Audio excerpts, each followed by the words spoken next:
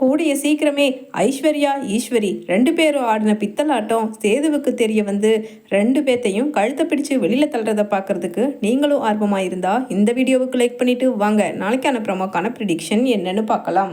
கருப்பு அன்னைக்கு மார்க்கெட் போகிறதுக்காக போய்கிட்டு வந்துக்கிட்டு இருக்கும் பொழுது திடீர்னு காருக்குள்ளே ஒரு பைக்கை விட்டுட்டு 30 வயசு மதிக்கத்தக்க ஒரு இளைஞர் கீழே விழுந்துடுறாரு. பதறி போய் காரை விட்டு இறங்கி வர்ற கருப்பும், ஐயையோ தம்பி, என்ன தம்பி, பார்த்து வந்திருக்கலாம்ல, ஒன்றும் ஆகலையே காயம் அப்படின்னு சொல்ல, அப்படியே லேசாக கை காலில் எல்லா சிராய்ப்புகளும் தலையில் சிராய்ப்பும் இருக்கிறத பார்த்துட்ட கருப்பு, சரி தம்பி வா ஹாஸ்பிட்டல் போகலாம் அப்படின்னு சொல்ல, இல்லைண்ணே இல்லை, தப்பு ஏன் மேலே தானே அப்படின்னு அங்கே சொல்கிறாரு. உடனே தம்பி, இந்நேரம் வேற யாராவதா இருந்திருந்தா என் மேலே தான் தப்புன்னு சொல்லி கடைசியில் என்ன அங்கே ஹாஸ்பிட்டல் கூட்டிகிட்டு போகிறதுக்கும் என்கிட்ட இருந்து பணத்தை ஏதாவது கறக்கிறதுக்கும் பார்த்துருப்பாங்க. ஆனால் நேர்மையாக நீ உன் மேலே தான் தப்புங்கிறத ஒத்துட்டியே, நீ எந்த ஊர் தம்பி, வா அங்கே அந்தாண்ட உட்காந்து கொஞ்சம் பேசுவோம் அப்படின்னு சொல்லிட்டு கருப்பு சொல்ல, உடனே சரிண்ணே, எனக்கு கொஞ்சம் தண்ணி தாகம் அடிக்குது, இங்கே எங்கேயாவது கடையில் கிடைச்சா வாங்கி குடிக்கணும்னு அப்படின்னு சொல்லிட்டு அங்கே அப்படியே பைக்கையும் காரையும் நிறுத்திட்டு அவங்க 2 பேருமே டீ ஷாப்பில் உட்காந்து பேசுகிறாங்க. இந்த ஊருக்கு நீ எதுக்கு தம்பி வந்திருக்க, இந்த ஊரில் இதுக்கு முன்னாடி நான் உன்னை பார்த்த மாதிரியே தெரியலையே அப்படின்னு கருப்பும் சொல்கிறாரு. உடனே அவர் சொல்கிறாரு, அண்ணே இல்லைண்ணே, நான் இந்த ஊரில் ஒரு முக்கியமான கொலகார பாவி ஒருத்தி இங்கே வந்துட்டா, அவளை தேடித்தானே வந்திருக்கேன் அப்படின்னு சொல்கிறாங்க. என்ன தம்பி சொல்கிற, கொலகார பாவின்னு சொல்கிற, ஏன் அந்த பொண்ணு உனக்கு வேண்டப்பட்ட பொண்ணா, எங்க ஏதாவது ஃபோட்டோ இருந்தா காமி அப்படின்னு சொல்ல, அதுக்குள்ளே அங்கே டீ கடைக்காரர்கிட்ட கருப்பு, அண்ணே 2 டீண்ணே அப்படின்னு சத்தம் போட்டு சொல்கிறாரு. உடனே டீயும் கொண்டு வர, டீயை அப்படியே கருப்பு எடுத்து குடிச்சிட்டு, என்ன தம்பி ஃபோட்டோவை காமிக்கிறதுக்கு யோசிக்கிற அப்படின்னு கேட்குறாரு. இல்லைண்ணே, ஃபோட்டோ என்கிட்ட மொபைலில் தான் இருக்குது, இருங்க தேடி எடுத்து தரேன் அப்படின்னு சொல்லிட்டு, இந்த ஃபோட்டோலாம் நானும் அவளும் ஒன்றா சேர்ந்து எடுத்த ஃபோட்டோ தான், ஆனால் அவள் இந்த ஊரில் தான் இருக்கானே, பெரிய இடத்து மருமகளாக இந்த ஊருக்கு வந்திருக்கா அப்படின்னு சொல்லிட்டு சொல்கிறாரு. ஒரு தம்பி பார்க்கலாம் அப்படின்னு ஃபோனை வெடுக்குன்னு வாங்கி கருப்பும் பார்க்க அதிர்ச்சி ஆயிடுறாரு.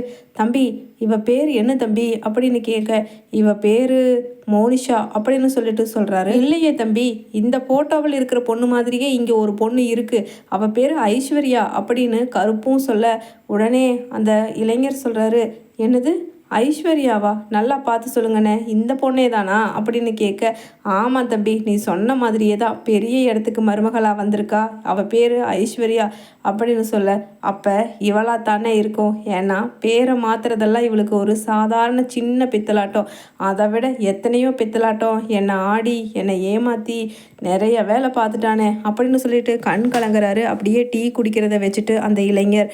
உடனே கருப்பும், தம்பி என்ன பண்ணுச்சு தம்பி அந்த பொண்ணு, இப்போ என் மாப்பிள்ளை தான் இந்த பொண்ணை 2ஆம் தாரமாக கட்டியிருக்கான் அப்படின்னு சொல்கிறாரு. உடனே அவங்க கண்டிப்பாக பெரிய பணக்காரங்களாக தான் இருப்பாங்களே அப்படின்னு சொல்லிட்டு கேட்குறாரு அந்த இளைஞர். ஆமாம் தம்பி, ஆமாம், அவங்க பெரிய பணக்காரர் தான் அப்படின்னு சொல்ல, அண்ணே முதல்ல என்னை அந்த வீட்டுக்கு கூட்டிகிட்டு போங்கண்ணே, நான் முக்கியமான விஷயத்த அவள் புருஷனை பார்த்து சொல்லணும் அப்படின்னு சொல்லிட்டு தன்னோட அங்கே பேக்கில் வச்சுருந்த அந்த டைரியை எடுத்து பார்த்துக்கிறாரு.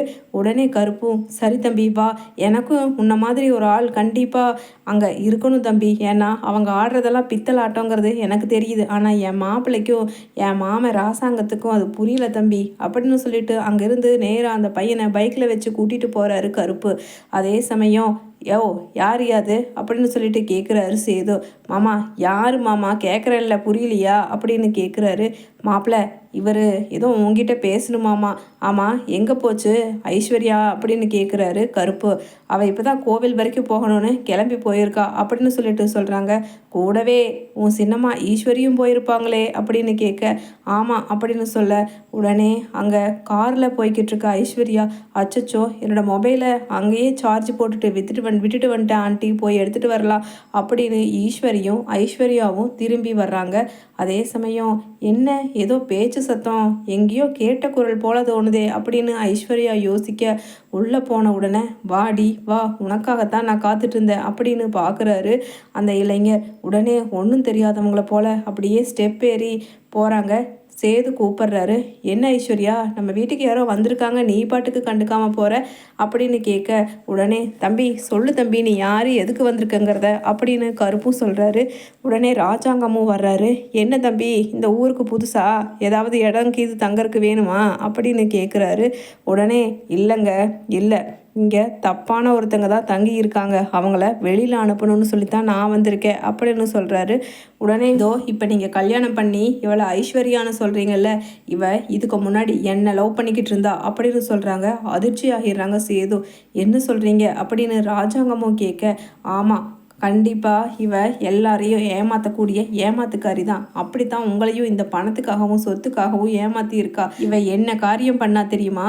என்னை லவ் பண்ணி கடைசியில் என்கிட்ட சொத்து பத்துங்கிறது எல்லாம் இல்லை, என்னோட சொத்து முழுக்க எங்களுடைய சித்தி பேரில் இருந்துச்சுங்கிறதுக்கு வேண்டி கடைசியில் என்ன கழட்டி விட்டுட்டு எங்களோட சித்தி பையனை இவ லவ் பண்ணி அவனை கல்யாணம் பண்ணிக்கலான்னு பார்த்தா அப்படின்னு சொல்லிட்டு சொல்கிறாங்க.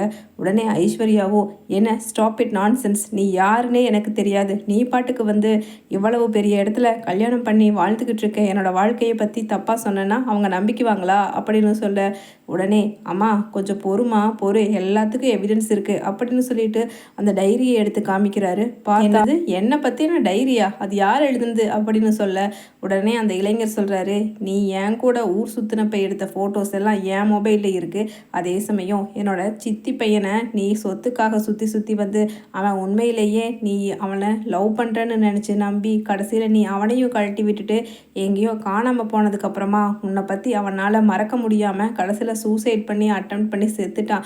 அவன் எழுதி வச்ச டைரி தான் இது, இந்தா பாரு பக்கம் பக்கமாக நீயும் அவனும் எப்படி லவ் பண்ணீங்கிறத அப்படின்னு சொல்லிட்டு அங்கே காமிக்கிறாங்க. அதை பார்த்துட்டு ராஜாங்கம் அதிர்ச்சி ஆகிறாரு. என்னம்மா யாரோ ஒருத்தரை எப்போவோ ஒருக்கா நீ லவ் பண்ணின்னு சொன்னால் கூட மனசு ஏற்றுக்கும், இதே வேலையாக தான் நீ வச்சிருக்கியா அப்படின்னு சொல்லிட்டு ராஜாங்கமும் கேட்குறாரு. அப்போ சொத்துக்காக ஈஸ்வரி நீயும் இப்போ கூட சேர்ந்து தான் கூட்டணியாக இருந்தியா அப்படின்னு சொல்ல, ஆஹா இல்லைம்மாமா அப்படின்னு சொல்லிட்டு ஈஸ்வரியும் அப்படியே பின் வாங்குறாங்க. உடனே கருப்பு, எங்க தம்பி கொடுங்க அந்த டைரியை நான் பார்க்குறேன் அப்படின்னு சொல்லிட்டு வாங்குறாரு. அதே சமயம் அங்கே ராஜாங்கம் சொல்கிறாரு, 2 பேரும் வெளியில் போங்க அப்படின்னு. அங்கே நிற்கிற ஐஸ்வர்யா அந்த டைரியை பிடுங்க பார்க்குறாங்க. உடனே சேதுவும், இனிமேல் உன்னோட வண்டவாளெல்லாம் தண்டவாளத்தில் ஏறியாச்சு, ஒன்றும் உன்னால் கிழிக்க முடியாது, முதல்ல வெளியில் போடி அப்படின்னு சொல்லிட்டு சொல்ல, உடனே ஈஸ்வரி தான் தப்பிச்சுக்கணும்னு சொல்லிட்டு, ஐஸ்வர்யா இப்படியெல்லாம் ஃப்ராடு வேலை பண்ணி நீ எப்படி எங்ககிட்ட மறைச்ச அப்படின்னு சொல்ல, உடனே நிறுத்தடி, நீ மட்டும் என்ன பெரிய உத்தம புத்திரியா, இந்தா உன்னை பற்றின ஆதாரம்னு சொல்லி அங்கே ஈஸ்வரியை பற்றி சொல்ல ஆரம்பிக்கிறாரு கருப்பு. இந்தா நீ அழகரை கொலை பண்ண பார்த்ததுக்கு ஏற்பாடு பண்ணியிருந்த ஆள் இவன் தான், இவனையும் கையும் களவுமா நான் பிடிச்சிட்டு தான் வந்தேன், இவரையும் மார்க்கெட்லேருந்து நான் வரும்போது தான் கூட்டிகிட்டு வந்தேன் அப்படின்னு சொல்லிட்டு கருப்பு நிறுத்த, உடனே என்னது நான் அழகரை கொலை பண்ண சொன்னேனா, இவன் யாருன்னு எனக்கு தெரியாது, கருப்பு சும்மா வளராத அப்படின்னு சொல்லிட்டு ஈஸ்வரி சொல்கிறாங்க. இல்லைம்மா இந்தாங்க வீடியோ ஆதாரத்தோடு நீங்கள் என்கிட்ட பணம் கொடுத்தது, பாவம் அந்த பொண்ணு தமிழ்ச்செல்வி மட்டும் அன்னைக்கு என்ன என் மனைவி ரோட்டில் அடிபட்டு கிடந்தப்ப காப்பாற்றலைன்னா கடைசியில் அவள் இந்நேரம் உயிரோடவே இருந்திருக்க மாட்டா, அவள் குழந்தையவே நீங்கள் கொலை பண்ணுறதுக்கு பணம் கொடுத்துருக்கீங்கிறது தெரியும் போது என் மனசு ரொம்ப வருந்தது.